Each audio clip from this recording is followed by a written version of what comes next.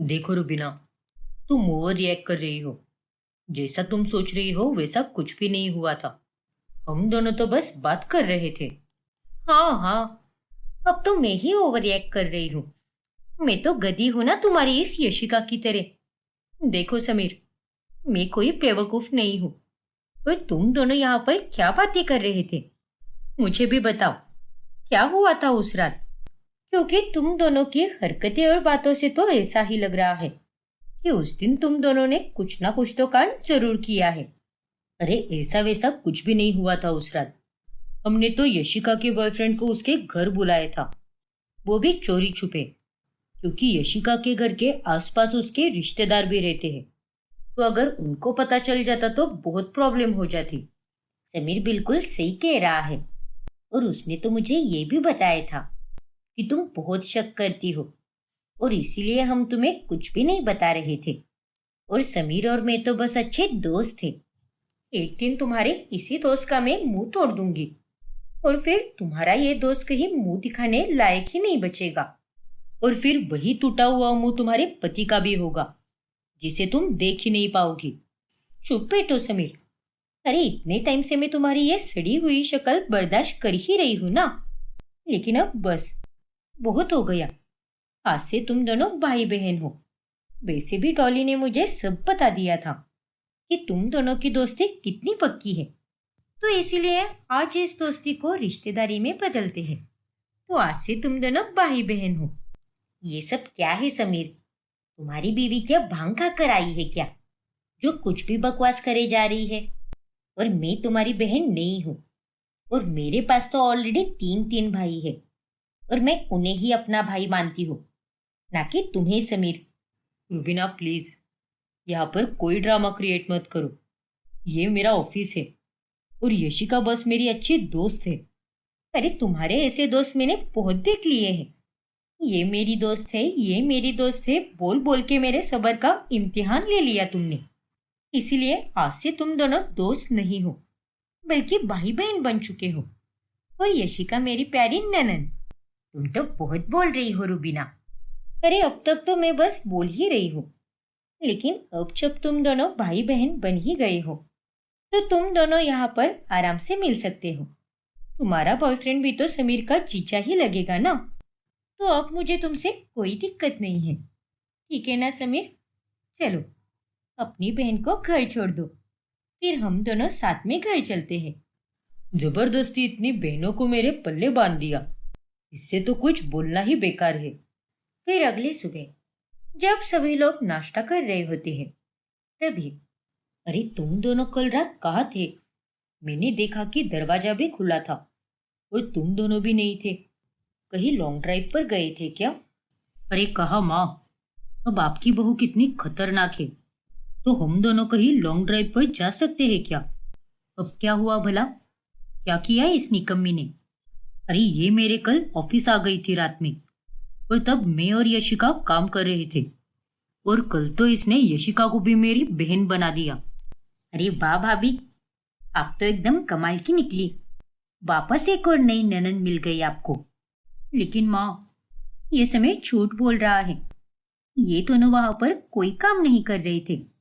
जब मैं वहां पर गई थी ना, तब ये दोनों वहां पर खींची कर रहे थे। अब आप ही बताओ, रात के समय अपनी पत्नी के साथ तो कोई बात नहीं की जा रही, पत्नी को कुछ बताया भी नहीं जा रहा, और ये महाशय अपनी दोस्त यशिका के साथ बात कर रहे थे। तो इसीलिए मुझे गुस्सा आ गया। और वैसे भी मैं इनकी पत्नी हूँ, तो मुझे छोड़कर बाकी सारी लड़कियां बहनें बन गई तो इसमें क्या परेशानी है? ये सब इस डॉली की वजह से हो रहा है। अरे यही रुबीना के कान भरती रहती है। देखिए भैया, मैंने ऐसा कुछ भी नहीं किया है। मैं तो बस अपनी भाभी को सतर्क करती हूँ, और आपको भी तो अपनी पत्नी के बारे में सोचना चाहिए ना। हाँ हाँ, तो तू भी सबको भाई बना लेना। कसम से मेरी ही किस्मत फूटी है, जो मैंने इस रुबीना को अपनी घर की बहू बना लिया। और समीर बेटा, कोई बात नहीं, अब किस्मत फूटी ही है तो हम इसमें क्या ही कर सकते हैं। ऐसे ही रविवार के दिन जब समीर तैयार हो रहा होता है, तभी, आज तो मैं सबके छक्के छुड़ा दूंगा। अरे जनाब, इतना तैयार होकर तुम कहाँ पर जा रहे हो? अरे वो क्या है ना, आज मेरी ऑफिस की तरफ से एक क्रिकेट मैच ऑर्गेनाइज किया गया है, तो मैं भी वहां पर क्रिकेट खेलने के लिए जा रहा हूँ। लेकिन आज तो संडे है ना, तो एक दिन भी तुम अपनी पत्नी के लिए निकाल नहीं सकते क्या? और ये क्रिकेट खेलने की तुम्हें क्या जरूरत है भला? और ये पक्का तुम्हारी बॉस का ही प्लान होगा। क्यों? सही कहा ना मैंने? हाँ रुबीना, माना कि ये प्लान हमारी बॉस का है, लेकिन खेलने का मन तो हमारा भी है ना। और मैंने कितने दिनों से क्रिकेट ही नहीं खेला है यार, तो इसीलिए मैं आज जम के खेलूंगा। तभी समीर के घर के बाहर एक गाड़ी आती है।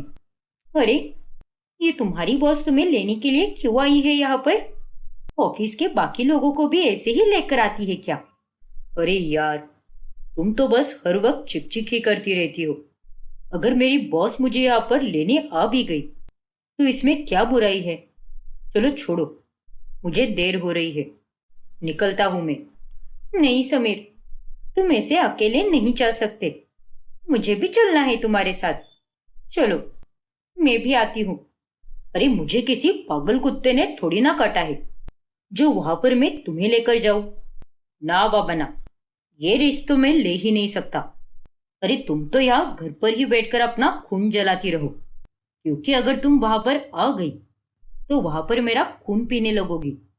और सच कहूं तो तुम्हारे कारण मुझे वहां पर कोई कलेश नहीं चाहिए, इसलिए मैं वहां पर अकेला ही जा रहा हूं। तुम्हें वहां पर आने की कोई जरूरत नहीं है। इतना कहकर समीर वहां से चला जाता है और उसे देखकर रूबीना का खून खोल जाता है। इसकी बॉस को तो मैं किसी दिन गंजा करके ऑफिस में घुमाऊंगी, और जब सब लोग इस पर हंसेंगे तब इसे समझ आएगा, अरे इसमें तो किसी भी चीज की कमी नहीं है। लेकिन फिर भी ये मेरे पति पर डोरे डाल रही है। इस समीर पुड़िया के तो मैं सारे बाल कुतेर दूंगी। फिर उसी शाम डॉली फटाफट से रूबीना के पास आती है। ये क्या है भाभी, मुझे आपसे ये उम्मीद नहीं थी। अरे अब मैंने क्या कर दिया डॉली? ये देखिए भाभी, भैया अपने बॉस के साथ कैसे चिपक के खड़े हैं। अरे आज तो संडे है, तो आपने उन्हें घर के बाहर जाने भी कैसे दिया? अच्छा, तो ये फोटो खींचकर इनका क्रिकेट मैच चल रहा है। मुझे तो इस पर पहले से ही शक था। बिना बात की मेरे पति पर लाइन मारती रहती है, लेकिन आज मैं उसे नहीं छोड़ूंगी। आज तो मैं उसकी टांगे तोड़कर ही रहूंगी, गंजी कर दूंगी, ऊपर से मुंह पर कालिक लगा दूंगी, और फिर चप्पलों की माला पहनाकर उसे ऑफिस में घुमाऊंगी। अब रूबीना फटाफट से क्रिकेट स्टेडियम पहुंचती है और तभी वहां पर समीर उसे देख लेता है। अरे बाप रे, ये रूबीना यहाँ पर कैसे आई? इससे पहले कि रूबीना मुझे यहाँ पर देख ले, मैं यहाँ से कट लेता हूँ। फिर समीर तुरंत वहां से भागकर घर पहुंचता है। ये सब क्या है समीर? तुम मुझे देखकर अपना मैच छोड़कर क्यों चले आए घर पर? बताओ मुझे। अरे मैं क्या कोई पागल इंसान हूं क्या? वहां पर कितने सारे लोग थे, सभी जानते हैं मुझे वहां पर, और तुम वहां पर सबके सामने मेरी बेइज्जती कर देती। अरे तुम्हें तो कोई फर्क भी नहीं पड़ता, लेकिन मेरी इज्जत का क्या? अरे लेकिन तुम्हारी वजह से मुझे हर दिन जो जलीलियत महसूस होती है। बताओ मुझे, तुम्हारी बॉस ने तुम्हारे साथ चिपक कर इंस्टाग्राम पर स्टोरी क्यों लगाई है? क्योंकि वो तुम्हें जलाना चाहती थी, और उसको अच्छे से पता है कि तुम एक नंबर की इनसिक्योर वाइफ हो। और तो और उसने ये भी सोचा कि क्यों ना तुम्हें जला जला कर तुम्हारे काले दिल को थोड़ा और काला बनाया जाए। अब तो ठीक है ना बहू? अरे मेरा बेटा तो कल तक तेरी हर एक बात मान रहा था, तेरी सुन रहा था, और साथ ही तुझे समझा भी रहा था, लेकिन तुझे वो सब रास नहीं आया। अब देख, अब जब मेरे बेटे ने तुझे पलटकर जवाब दे दिया है, तो अब जाकर तेरे कलेजे में ठंडक पहुंच गई होगी। बस कीजिए माँ जी, मेरे कलेजे में तो ठंडक उस दिन पहुंचेगी जब मेरी पूरी 50 ननंद होगी। और देख लेना, तुम्हारी बॉस को भी मैंने अगर बहन नहीं बनाया तो मेरा नाम भी रूबीना नहीं। अरे तुम्हारा नाम तो वैसे भी चुड़ैल है, तो रूबीना कैसे हो सकता है?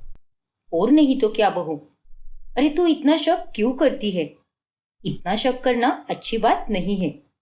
लेकिन माँ जी, आपका सपूत भी कोई दूध का धुला हुआ तो नहीं है ना, जो मैं उस पर शक ही ना करूं। अरे मुझे तो डॉली ने फोटो दिखाई थी इंस्टाग्राम पर, और ये अपनी बॉस के साथ कितने चिपक के खड़े थे। मैं घर पर रहती हूँ, इसका मतलब ये नहीं है कि मुझे कोई भी पागल बना सके। देखिए माँ, अब इस पर आप मुझे कुछ भी मत बोलना। सारी गलती भैया की ही है। अरे जब उन्हें पता है कि वो मैरिड है, तो किसी के साथ ऐसे चिपक कर फोटो खींचने की उन्हें क्या जरूरत थी। अगर मेरी जिंदगी में तुम दोनों में से एक भी नहीं होती ना, तो मैं अपनी जिंदगी बहुत चैन से जी लेता।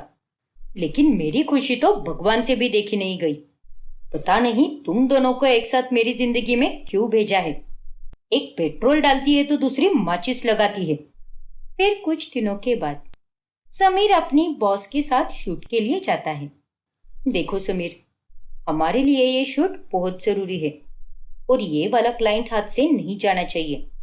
और इसीलिए मैंने ये सोचा है कि ये शूट हम दोनों ही करेंगे। ठीक है मैम, जैसा आपको ठीक लगे। फिर वो दोनों अपने शूट में व्यस्त होते हैं। फिर कुछ देर बाद में रुबीना लंच बॉक्स लेकर समीर के ऑफिस आती है, और वो सीधा प्रोडक्शन हाउस चली जाती है। समीर समीर जैसे ही रुबीना को देखता है, वो उसे घर लेकर आता है। कुत्ते की दुम कभी सीधी हो ही नहीं सकती। चुप बैठ बहू, पति से बात करने का ये कौन सा तरीका है तेरा? भूल मत, समीर तेरा पति है। मैं तो भूलना भी नहीं चाहती माँ जी कि ये मेरे पति है। और जब मैं नहीं भूल रही हूँ, तो आप मुझे ऐसा क्यों बोलते हो कि मैं ज्यादा शक करने लगी हूँ? अरे जरा इनकी हरकतों को देखिए, सारी की सारी हरकतें शक करने के लायक है। बस बहुत हो गया रुबीना, मैं सच में तुम्हें कुछ भी नहीं बोलता हूँ और तुम्हें बर्दाश्त किए जा रहा हूँ। लेकिन तुम तो अपने अलावा किसी और के बारे में सोचती भी नहीं हो, और मैंने वहां पर कोई गलत काम नहीं किया है। मैं वहां पर तो बस मेरा काम करता हूँ, वो जॉब है मेरी। अच्छा, तो तुम्हारी जॉब में तुम्हें अपनी बॉस के साथ चिपक के खड़े रहना होता है। और उस दिन भी क्रिकेट मैच में भी वही हुआ। तुम दोनों ने कितना चिपक कर फोटो खींची थी, और आज तो मैंने तुम दोनों को अपनी आंखों से देख लिया कि कैसे तुमने उसकी कमर पर हाथ डाला था। समीर, ये रुबीना क्या बोल रही है? नहीं माँ, रुबीना सब गलत बोल रही है। अरे हम तो बस एक प्रोडक्ट के लिए शूट कर रहे थे, इसलिए हमें साथ में खड़ा रहना पड़ा। और जैसे ये बोल रही है वैसा कुछ भी नहीं है। हम दोनों कोई इतना भी चिपक कर नहीं खड़े थे, बस एक मामूली सा शूट चल रहा था हमारा। तभी वहां पर समीर की बॉस आ जाती है। अरे क्या हुआ समीर, तुम घर क्यों आ गए? हमारा वहां पर शूट पेंडिंग पड़ा है, और तुम्हें ये बात अच्छे से पता है कि वो शूट हमारे लिए कितना इम्पोर्टेंट है। क्लाइंट हाथ से नहीं जाना चाहिए। अरे कुछ भी मत बको, मुझे अच्छे से पता है कि सबसे ज्यादा इम्पोर्टेंट तुम्हारे लिए तो मेरा पति है। फिर क्लाइंट जाए भाड़ में। देखो समीर, मुझे तुम्हारी बॉस से भी कोई प्रॉब्लम नहीं है। एक काम करो, तुम इसे भी अपनी बहन बना लो। देखो रुबीना, तुम्हारे बारे में मैंने पहले भी बहुत से किस्से सुने हैं कि तुम मुझे अपनी 50वीं ननंद बनाना चाहती हो। लेकिन भूलो मत, मैं तुम्हारे पति की बॉस हूँ, और अगर मैंने ठान ली तो मैं तुम्हारे पति को अपनी कंपनी से निकाल भी सकती हूँ। हाँ रुबीना, अब देखो, तुम मेरी कितनी भी बहनें क्यों ना बना दो, लेकिन अगर मेरे मन में खोट रहेगी तो कोई भी भाई बहन का रिश्ता चल ही नहीं पाएगा। और मुंह से बोलने से कोई भाई बहन नहीं बन जाता यार। मैं तो तुम्हारी पीठ पीछे कुछ भी कर सकता हूँ, लेकिन आज तक मैंने ऐसा कोई गलत काम नहीं किया है। और ये सारे खेल तो तुम्हारे बस दिमाग में ही चल रहे हैं। समीर बिल्कुल सही कह रहा है। अरे अपने पति पर थोड़ा तो भरोसा करो। हाँ, वो बात अलग है कि अगर वो तुम्हारा भरोसा कभी तोड़ दे तो उस टाइम शक करना तो बनता है। लेकिन तुम अपने पति पर शक नहीं, बल्कि उस पर टॉर्चर कर रही हो। वैसी बात नहीं है समीर। दरअसल मुझे डर था कि मैं तुम्हें कहीं खो ना दूं, और इसीलिए मैंने ये सब किया। देखो रुबीना, मुझ पर विश्वास करो, मैं तुम्हें छोड़कर कहीं नहीं जाने वाला, और मैं तुम्हारा विश्वास कभी तोड़ूंगा भी नहीं। अरे पति हो तुम्हारा, कोई ऐसा वैसा लड़का थोड़ी ना हूं मैं। मुझे माफ कर दो समीर। अरे कोई बात नहीं रुबीना, लेकिन मैं और एक बात कहना चाहता हूँ कि तुम ज्यादा उस डॉली की बातों में मत आया करो। अरे वो तो छोटी बच्ची है, लेकिन तुम में तो समझ है ना। हाँ समीर, शायद तुम सही कह रहे हो। आगे से मैं उसकी बातों में नहीं आऊंगी और तुम पर शक भी नहीं करूंगी। सबके समझाने के बाद रुबीना को अब अकल आ जाती है, जिसके बाद वो अपने पति पर शक करना छोड़ देती है और खुशी खुशी अपने पति के साथ अच्छे से रहती है। तभी वहां पर अमायरा भी आ जाती है और वो पलक के हाथ में अपना आईडी कार्ड देखकर बहुत घबरा जाती है। अरे नहीं, पलक ने तो मेरा आईडी कार्ड देख लिया। अच्छा हुआ अमायरा जो तुम ही आ गई। मुझे तुमसे एक बात पूछनी थी। ये आईडी कार्ड पर तो उसी कंपनी का नाम लिखा है जिसमें रोहित भी काम करता है। इसका मतलब तुम और रोहित दोनों एक ही कंपनी में काम करते हो? अरे नहीं तो, अगर वो मेरी कंपनी में काम करता तो मुझे पता चलता ना। एक काम करो, मुझे रोहित के कंपनी का एरिया बताओ। वो एवरग्रीन कॉलोनी है ना, उसी के पास है उसकी कंपनी। अच्छा, तो अब मैं समझी। देखो पलक, रोहित और मैं एक ही नाम की कंपनी में काम करते हैं, लेकिन उसका और मेरा ब्रांच अलग है। मैं सेक्टर 15 के पास वाले इंडस्ट्रियल एरिया में जो कंपनी है ना, वहां वाली ब्रांच में काम करती हूँ। अच्छा, तो तुम्हारी और रोहित की कंपनी के 2 ब्रांचेस है क्या? 2 नहीं पलक, कई सारे हैं। क्या बात है, ये बात तो मैं रोहित को भी बताऊंगी। हाँ, हमारा बाल बाल बच जाती है। फिर बाद में वो ये सारी बातें रोहित को भी बताती हैं। क्या बात कर रही हो? हाँ रोहित, अरे वो तो अच्छा हुआ जो मैंने वक्त पर मामला संभाल लिया और दूसरे ब्रांच के बारे में बोल दिया, वरना आज तो मेरी शामत ही आने वाली थी। हाँ ना यार, और ये भी अच्छा हुआ कि असलियत में भी हमारी कंपनी की ढेर सारी ब्रांचेस है। पलक बहुत शातिर है, वो तो पता भी लगा सकती है कि वाकई में कोई ब्रांच है भी या नहीं। उसका तो कोई भरोसा नहीं बाबा। फिर एक दिन जब पलक सोई होती है और विनीता भी घर के बाहर गई होती है, तभी रोहित और अमायरा दोनों अमायरा के कमरे में प्यार भरा समय बिता रहे होते हैं। तुम्हें पता है बेबी, थोड़े ही दिनों में हमें मिले हुए 1 साल हो जाएगा। जब से तुम मेरी जिंदगी में आई हो, तब से मेरी जिंदगी खुशियों से खिल उठी है। मुझ नाचिस को इतना प्यार करने के लिए शुक्रिया बेबी। ओफो मेरे पागल आशिक, तुम भी ना। अच्छा चलो, अब जो चॉकलेट्स लाए हैं वो मुझे अपने हाथों से खिला दो। हाँ हाँ क्यों नहीं। उतने में वहां पर पलक आ जाती है और वो उन दोनों को साथ में देख लेती है। पलक, तुम यहाँ पर? हाँ पलक, तुम तो सोई हुई थी ना? हाँ मैं सोई जरूर थी, लेकिन इसका मतलब ये थोड़ी ना है कि मैं पूरे दिन सोती ही रहूंगी। उठी और तुमसे मिलने आ गई। मुझे लगा कि तुम भी अभी तक सो रही होगी। सुबह देर से जो आई तुम, लेकिन यहाँ पर तो तुम दोनों मस्त गप्पे लड़ा रहे हो। बताओ, क्या खिचड़ी पक रही है तुम दोनों में? खिचड़ी? अरे कोई खिचड़ी नहीं पक रही बाबा। कल मुझे तुमने बताया ना कि अमायरा और मैं एक ही नाम वाली कंपनी में काम करते हैं, इसलिए मैं इसके पास चला आया। इसके और मेरे ब्रांच के बारे में ही हम बात कर रहे थे। हाँ पलक, हम हमारी कंपनी के बारे में ही बात कर रहे थे। अच्छा बाबा ठीक है, तुम दोनों यहीं पर बैठो, मैं अभी चाय और नाश्ता लेकर आती हूँ। फिर हम तीनों मिलकर साथ में गप्पे मारेंगे और खूब मजे करेंगे। अरे लेकिन, अरे क्या लेकिन वेकिन लगा के रखा है, मैं अभी आती हूँ, ज्यादा देर नहीं लगेगी। देखा, ये होता है अपनी सौतन को सहेली बनाने का नतीजा। शुरुआत से ही तुम इससे दूर रहती तो ये इस तरह गले ही नहीं पड़ती तुम्हारे, और अब ये हर बार ऐसे ही हमारे बीच कबाब में हड्डी बनती रहेगी। क्या तुम भी रोहित, क्यों अपनी बीवी के बारे में ऐसा बोलते रहते हो तुम? और मैं थोड़ी ना कहीं जा रही हूँ ना यहीं पर, और हम बाद में भी वक्त साथ में बिता सकते हैं ना। तुम तो अपनी सहेली की ही साइड लो। फिर कुछ ही दिनों बाद जब रोहित और अमायरा को मिले हुए 1 साल पूरा हो जाता है, उस खुशी में रोहित एक होटल रूम बुक करता है और उसे अच्छे से सजाता है।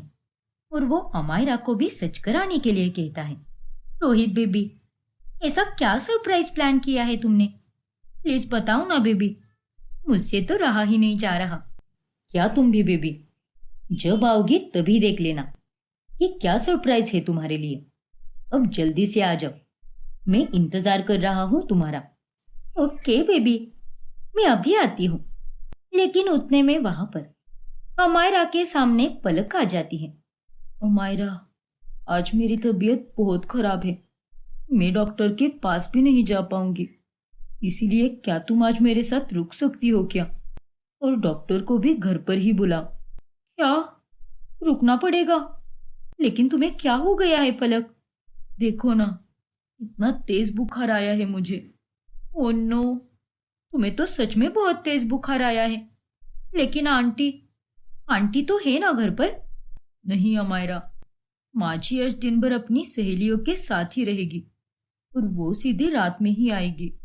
ठीक है पलक, कोई बात नहीं, मैं रुक जाती हूँ तुम्हारे पास और तुम फिक्र बिल्कुल मत करो। मैं अभी डॉक्टर को भी बुलाती हूँ। चलो, तुम पहले आराम करो। फिर अमायरा पलक को उसके कमरे में लेकर जाती है और वो भी वहीं पर रुक जाती है। इस तरह पूरा दिन बीत जाता है और रोहित और अमायरा मिल ही नहीं पाते। फिर रात में जब अमायरा ऑफिस के लिए निकलती है, तब रोहित भी उसके पीछे पीछे जाकर उसे रोक लेता है। अरे रोहित, तुम यहाँ पर क्या कर रहे हो? सोए नहीं क्या?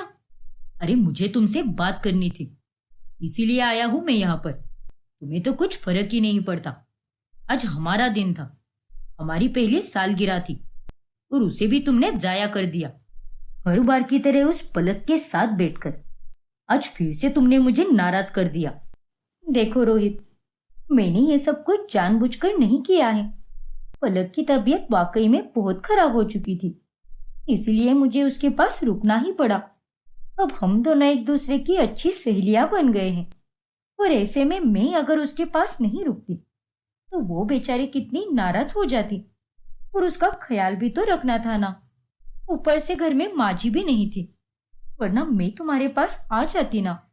अरे वो खुश हो या नाराज हो, तुम्हें बड़ी उसकी पड़ी है, लेकिन अपने बॉयफ्रेंड के बारे में तो कुछ सोचा भी नहीं तुमने। वाह, कमाल करती हो तुम। प्लीज रोहित, हालात को समझने की भी कोशिश करो ना। और कितना समझ के लूं यार? तुम मेरे घर में पेइंग गेस्ट बनकर क्यों आई हो? मेरे लिए ना, ताकि तुम और मैं एक साथ वक्त बिता सके। लेकिन यहाँ तो कुछ और ही नाटक चल रहा है। पलक और तुम ही एक साथ कपल बन चुके हो और मैं तो एकदम साइड में हो चुका हूं। अब तुम ही बताओ, क्या फायदा है तुम्हारा मेरे घर पे आकर, जब तुम मुझे समय ही नहीं दे पा रही? मर तो नहीं रही थी ना वो, बस बुखार ही आया था उसे, तो उसकी इतनी चिंता करने की क्या जरूरत थी? बस रोहित, बहुत बोल लिया तुमने। अरे कितना चिल्लाते हो तुम? माना कि मैं तुम्हारे घर में तुम्हारे लिए रहने आई हूं, लेकिन अब पलक और मेरे बीच में भी अब रिश्ता बन चुका है, वो भी दोस्ती का। और मैं अपनी सहेली को ऐसे बीमारी की हालत में नहीं छोड़ सकती थी। अरे तुम्हें तो अपनी बीवी की कुछ भी नहीं पड़ी है, लेकिन मुझे अपनी सहेली की फिक्र है। और खबरदार, जो आगे से मरने मारने वाली बात भी की तो अब जाओ यहां से। मुझसे कोई बात मत करो और मुझे कोई मैसेज भी मत करना।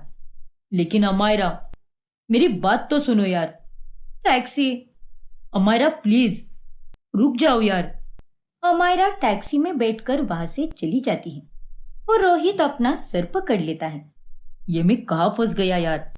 रायता समेटने के लिए ये सब किया था, लेकिन समेटने की जगह ये तो और फैलते जा रहा है।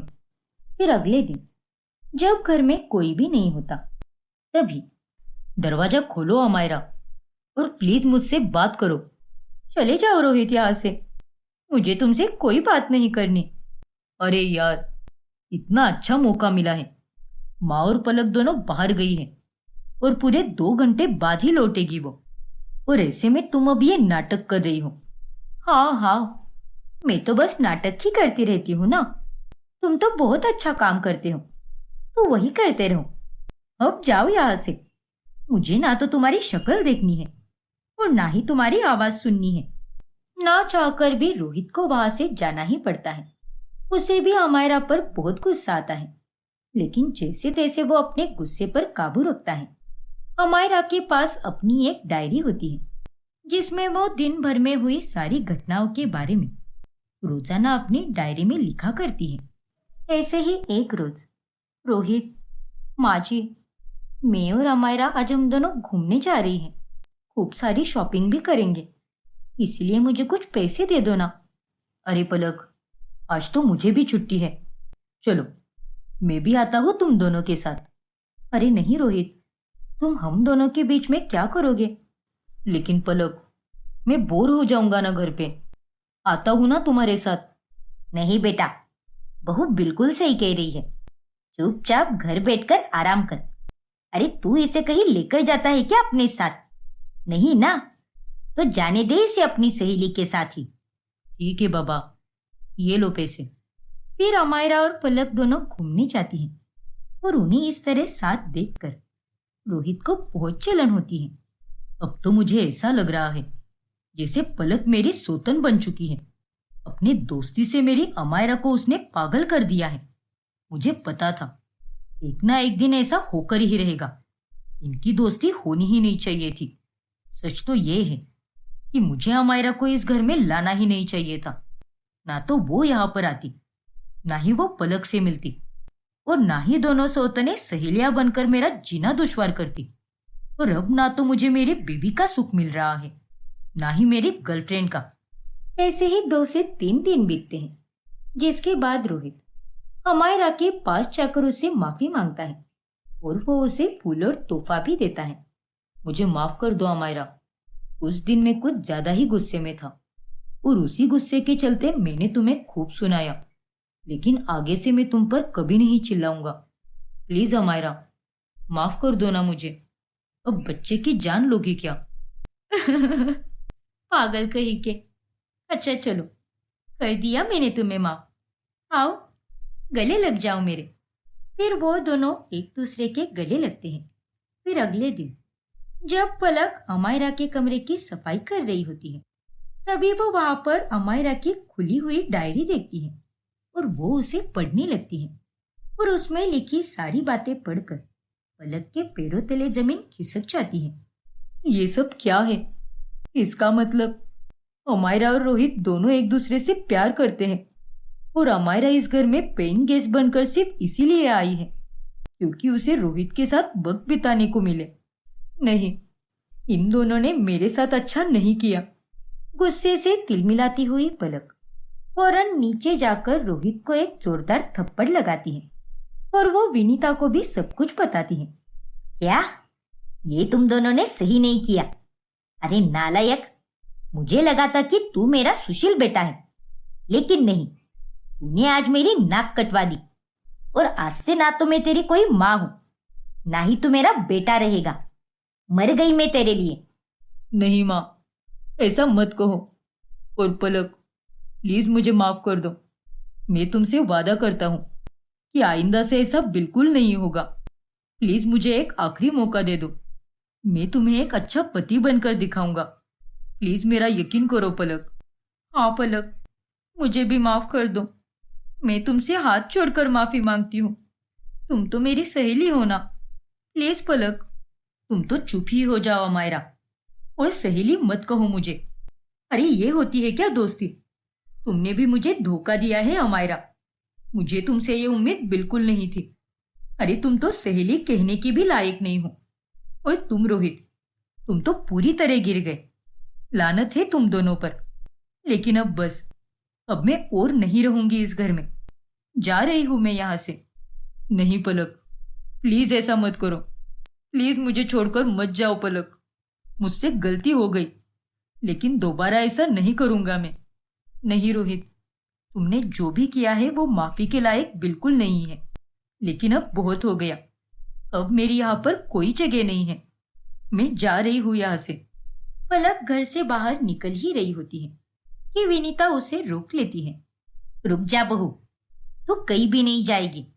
अगर कोई इस घर से बाहर जाएगा तो वो ये दोनों ही, ना कि तू। लेकिन माँ जी। नहीं बहू, आज मैंने तेरे साथ न्याय नहीं किया। तो मैं कभी अपने आप को माफ नहीं कर पाऊंगी। और तुम दोनों, इससे पहले कि मैं तुम दोनों को धक्के मारकर घर के बाहर निकालूं, दफा हो जाओ यहाँ से। मुझे तुम दोनों की शक्ल भी नहीं देखनी। अमायरा और रोहित विनीता के सामने खूब गिड़गिड़ाते हैं, लेकिन वो उन पर जरा भी दया नहीं करती और वो दोनों उस घर को छोड़कर चले जाते हैं और खूब पछताते हैं।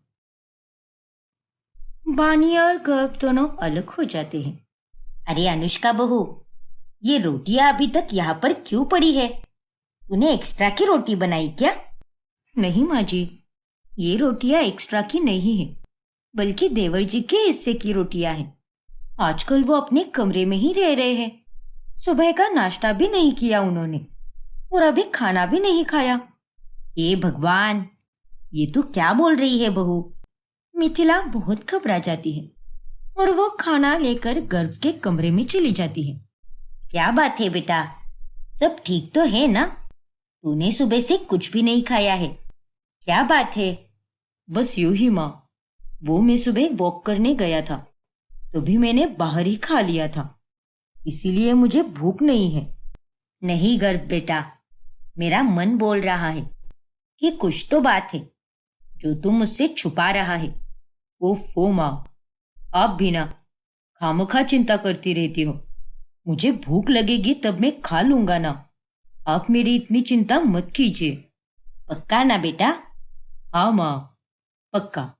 इतना कहकर मिथिला वहां से चली जाती है और एक दूसरे से दूर रहकर बानी और गर्व को बिल्कुल भी अच्छा नहीं लगता।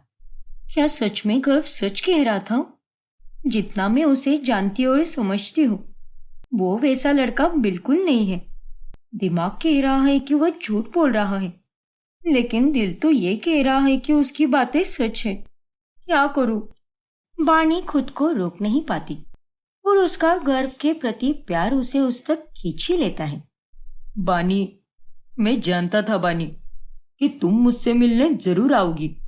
मेरा प्यार तुम्हें मुझ तक लेकर ही आएगा। सॉरी बानी, मैंने तुम्हें बहुत दुख पहुंचाया है। नहीं गर्व, सॉरी तो मुझे कहना चाहिए। मैंने तुम पर इतना बड़ा आरोप लगाया, ना जाने क्या क्या कहा, लेकिन मुझे बाद में एहसास हुआ कि मैं ही गलत थी। लेकिन अब मैं तुम्हें छोड़कर कहीं नहीं जाने वाली। आई लव यू गर्व। आई लव यू टू बानी। दोनों एक दूसरे के गले लगते हैं। फिर कुछ ही दिनों में गर्व एक सीए की इंटर्नशिप में लग जाता है, जिससे वो पैसे भी कमाने लगता है। फिर एक दिन, पंडित जी, जल्दी से देखिए और बताइए कि हमारे गर्व और बानी की शादी के लिए सबसे अच्छा मुहूर्त कौन सा है? हाँ पंडित जी। हे भगवान, ये तो गजब हो गया। क्या हुआ पंडित जी? गर्व और बानी की कुंडली को देखकर जो मुहूर्त आ रहा है, वो केवल आने वाले 2 हफ्ते तक का है। और अगर इन 2 हफ्तों में उनकी शादी नहीं कराई, तो आने वाले 3 सालों में बानी और गर्व के जीवन में 7.5 शुरू हो जाएगी। फिर सीधे 3 सालों के बाद का ही मुहूर्त है। क्या? तो इसका मतलब हमें हमारी बच्चों की शादी आने वाले 2 हफ्तों के अंदर ही करनी होगी? हाँ मिथिला जी। हे भगवान, अब क्या करे वसुधा जी? हमें दोनों बच्चों की शादी करानी ही होगी, वरना बेवजह उन दोनों का भविष्य खतरे में चला जाएगा। लेकिन गर्व तो अभी पढ़ रहा है और इंटर्नशिप से थोड़े बहुत ही पैसे कमा लेता है। फिर ऐसे में कोई बात नहीं मिथिला जी। गर्व ने मुझे और इंद्रेश जी को वादा किया है कि वो सीए तो बनकर ही दिखाएगा और उसकी बातों पर हमें पूरा विश्वास है। और सबसे जरूरी बात, हमारी बेटी की खुशी में ही हमारी खुशी है। हाँ वसुधा जी, वो तो है। इस तरह से मुहूर्त के कारण बानी और गर्व की शादी जल्दी में हो जाती है और इस दौरान अनुष्का कुछ भी नहीं कर पाती। एक पल में ही ये सब क्या हो गया? दोनों एक हुए तो हुए, लेकिन इस कदर। आखिरकार ये मेरी देवरानी बन ही गई। लेकिन मैं भी कम नहीं हूं। मैं चुपचाप नहीं बैठने वाली। इसे तो मैं अब भी घर के बाहर निकाल कर ही रहूंगी। अब अनुष्का अपनी देवरानी के साथ ठीक से पेश नहीं आती। अरे ओ देवरानी साहिबा, आज तुम्हारी छुट्टी है। इसीलिए तुम ही सारा काम करोगी। आराम आराम करने की कोई जरूरत नहीं है। अरे अनुष्का बहू, ये तू कैसी बातें कर रही है? हफ्ते भर तो ये बेचारी जॉब पर ही काम करती है, एक दिन ही छुट्टी का मिलता है, और उस दिन भी तू इससे काम करवाना चाहती है। रोज तो ये तेरा आधा काम तो करके ही जाती है ना, फिर ऑफिस जाकर बाहर का भी काम संभालती है। रहने दीजिए माँ जी, मुझे कोई दिक्कत नहीं है। मैं सारा काम कर लूंगी भाभी, आप बेफिक्र रहिए। चलो अच्छी बात है। इतना कहकर अनुष्का अपने कमरे में जाकर आराम करने लगती है। अरे बानी बहू, तू अपनी जेठानी के दबाव में मत आ। यह अनुष्का पहले से ही ऐसी है। लेकिन माँ जी, अगर वो पहले से ही वैसी है तो मैं भी उनकी तरह नहीं बनने वाली। अब जाने दीजिए, उनके कर्म उनके पास, और ये काम थोड़ी ना बाहर वालों के लिए है। ये काम तो मुझे अपने घर वालों के लिए करना है, तो क्या फर्क पड़ता है। सच में बहू, अनुष्का के आने से तो मेरे भाग ही फूटे थे, लेकिन तेरे आने से मेरे भाग ही खुल गए हैं। तुझ जैसी बहू भगवान जी हर सास को दे। शुक्रिया माँ जी। फिर वाणी सारा काम करने लगती है। फिर रात में जब कर्व पानी पीने के लिए उठता है, तभी वो रजत और अनुष्का के कमरे से चिल्लाने की आवाज सुन लेता है। अरे क्या घूमने चलो की रट लगा के रखी है तुमने। मेरा तुम्हारे साथ कहीं भी जाने का मन बिल्कुल नहीं है, इसीलिए मुझे बख्श दो और बार बार ये एक ही राग आलापना बंद करो। सच में तुम बहुत बदल चुके हो रजत। एक तुम्हारा छोटा भाई है और एक तुम हो। अरे देवर जी को देखो जरा, बानी और उनकी शादी हाल ही में हुई है और उन दोनों में कितना प्यार है। वो दोनों एक दूसरे की कितनी इज्जत करते हैं। लेकिन तुम्हारे पास तो मेरे लिए 2 मिनट भी नहीं है। हाँ नहीं है, तुम्हारे साथ रहता हूँ उसी का शुक्र मना। और अब आज के बाद इस विषय पर मुझे कोई चिक चिक नहीं चाहिए, समझ गई ना। अनुष्का और रजत के झगड़े देखकर गर्व बहुत चिंता में पड़ जाता है और फिर वो अगले दिन ये सारी बातें बानी को बताता है। क्या? हाँ बानी, भैया और भाभी के बीच कुछ भी ठीक नहीं चल रहा। मुझे तो उन दोनों की बहुत चिंता हो रही है। हाँ गर्व, ये तो बहुत चिंता वाली बात है। मैं एक काम करता हूँ, मैं भैया से बात करता हूँ। नहीं गर्व, मेरे ख्याल से तुम्हें अभी उनसे कुछ भी नहीं कहना चाहिए, क्योंकि ये बात उन दोनों के बीच में है। और ऐसा भी तो हो सकता है ना कि उन दोनों के बीच में सब कुछ ठीक चल रहा हो और बस कल रात को ही झगड़ा हुआ हो। और झगड़ा किस पति पत्नी में नहीं होता। हाँ बानी, लेकिन कल के उनके झगड़े को देखकर ऐसा बिल्कुल भी नहीं लग रहा था कि वो कोई मामूली झगड़ा है। खैर, तुम सही हो, हमें दो लोगों के बीच में कुछ भी नहीं कहना चाहिए। और मैं तो भैया से छोटा हूँ, तो मेरा उनसे इस बारे में बात करना भी सही नहीं होगा। अब बानी के आने से घर में अनुष्का को कोई पूछता भी नहीं और इस हालत में वो अब हर समय गुस्से में ही रहने लगती है। अरे भाभी, आप इस साड़ी में बहुत सुंदर लग रही हो। रजत भैया ने तारीफ की या नहीं? चुप रहो बानी, मेरा मूड आज बात करने का बिल्कुल भी नहीं है। जाओ, जाकर अपना काम करो।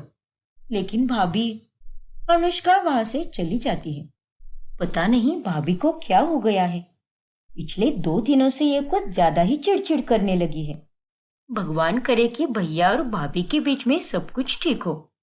फिर एक दिन, अरे वाह बानी, तुम्हारे हाथ का खाना तो बहुत ही मजेदार होता है और तुम घर और बाहर दोनों जगह को बखूबी निभाती हो, और ये बात तो एकदम कमाल की है। धन्यवाद माँ जी, ये सुनकर मुझे बहुत अच्छा लगा। अरे बुज़दिल होने की भी हद होती है माँ जी, और आप तो वो भी पार कर रही हो। इतने सालों तक मैंने आप सबको इतने पकवान बना बना कर खिलाए हैं, लेकिन तब आप सबके मुंह से मेरे लिए तारीफ कभी नहीं निकली, और अब बानी के लिए बराबर तारीफ निकल रही है। और इन सब से यही समझ आता है कि आप लोग कितने एहसान फरामोश हो, और खास करके आप माँ जी। अपनी जबान संभाल कर बात कर अनुष्का। अरे शुरुआत से लेकर आज तक तेरे मुंह पर बस 12 ही बजे हुए होते हैं। तूने कभी कोई अच्छा काम किया है क्या? कभी किसी की इज्जत की है? कभी किसी के साथ खुशी से पेश आई है क्या? नहीं ना। तो क्यों करेंगे हम तुझ जैसी नालायक औरत की तारीफ? अरे माँ जी, जाने दीजिए ना। शाम के समय मत झगड़िए। ये सब तुम्हारे कारण ही हो रहा है बानी। ये जो अच्छाई की मूरत बन के फिरती हो ना तुम, ये नाटक करना बंद कर दो।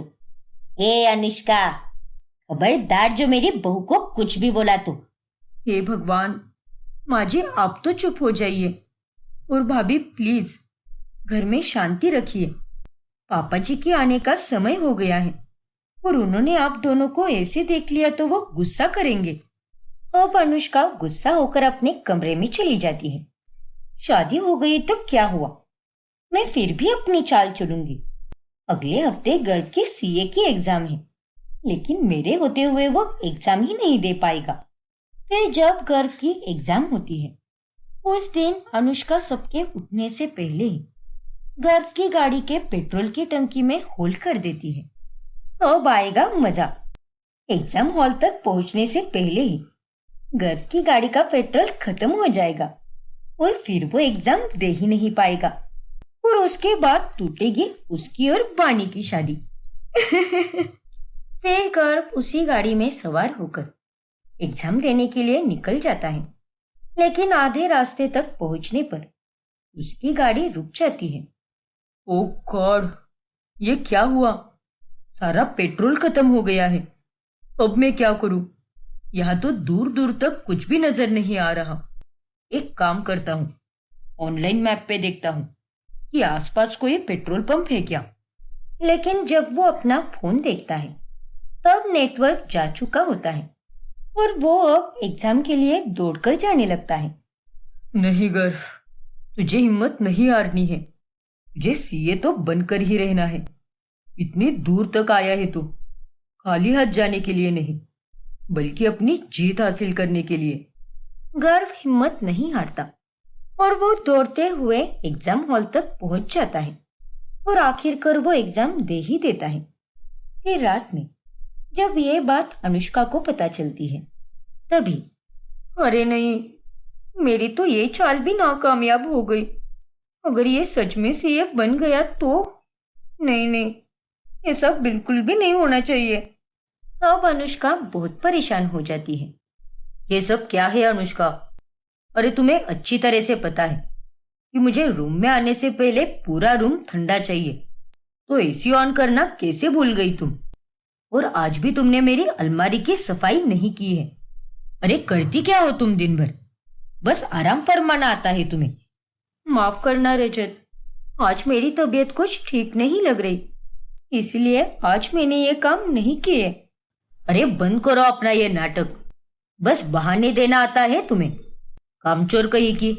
अनुष्का और रजत के बीच बढ़ते तनाव को देखकर बानी और गर्व की चिंता भी बढ़ जाती है। वही कुछ दिनों के बाद गर्व का रिजल्ट आ जाता है और वो सीए बन ही जाता है, जिससे घर के सभी लोग बहुत खुश होते हैं। और उसी दिन अनुष्का और रजत की शादी की सालगिरह भी होती है, लेकिन वो बेचारी उदास बैठी होती है। आज मेरी शादी की सालगिरह है, लेकिन मैं रजत से क्या ही उम्मीद रखूं? जो आदमी मुझसे सीधे मुंह बात तक नहीं करता, वो मुझे सालगिरह की बधाई क्या ही देगा? कोई मुझसे प्यार नहीं करता, कोई भी नहीं। उतने में वहां पर रजत आता है और वो उसे एक गिफ्ट देता है। शादी की सालगिरह मुबारक हो मेरी जान, ये लो, ये मेरी तरफ से तुम्हारे लिए तोहफा। रजत तुम, मैं कोई सपना तो नहीं देख रही ना? नहीं अनुष्का, ये कोई सपना नहीं है, बल्कि हकीकत है। और मुझे माफ कर दो अनुष्का, पिछले कुछ दिनों से मैं तुम्हारे साथ अच्छे से पेश नहीं आ रहा था, लेकिन फिर मुझे बानी और गर्व ने समझाया कि मैं कितना गलत हूं और मुझे तुम्हें प्यार और समय देना चाहिए। बाकी चीजों का गुस्सा में तुम पे ना उतार कर तुम्हारे साथ अपना सुख दुख बांटना चाहिए। क्या? सच में? शुक्रिया रजत, तुम्हें भी ये सालगिरह बहुत मुबारक हो। अब अनुष्का को अपनी गलतियों का एहसास हो जाता है। फिर वो बानी और गर्व के पास जाकर उन्हें सारी बातें बताती है। मैं तुम दोनों से हाथ जोड़कर माफी मांगती हूँ। मैंने बहुत बुरा किया है, लेकिन आज जब रजत ने मुझे ये बताया कि तुम दोनों के कारण ही उसे अपनी गलती का एहसास हुआ है, तब मुझे भी बहुत शर्मिंदगी महसूस हुई। जिन लोगों को मैं अलग करना चाहती थी, आज उन्हीं के कारण मैं और मेरे पति फिर से एक हो पाए हैं। मैं आप दोनों से तहे दिल से माफी मांगती हूँ। प्लीज भाभी, आप इस तरह से हाथ मत जोड़िए। आपने हमारे साथ बहुत गलत किया है, लेकिन हमें खुशी तो इस बात की है कि आपको आखिर में अपनी गलतियों का एहसास हो गया है। हाँ भाभी, आपकी आंखों से और बातों से ये साफ झलक रहा है कि आपको वाकई में आपकी गलती का एहसास हो गया है। अब बताइए, अब तो आप अपनी देवरानी को अपनाओगी ना? हाँ वानी, बिल्कुल अपनाऊंगी। तो दीजिए मुझे एक जोर की झप्पी। इस तरह अंत में सब ठीक हो जाता है और सभी साथ मिलकर खुशी से रहने लगते हैं।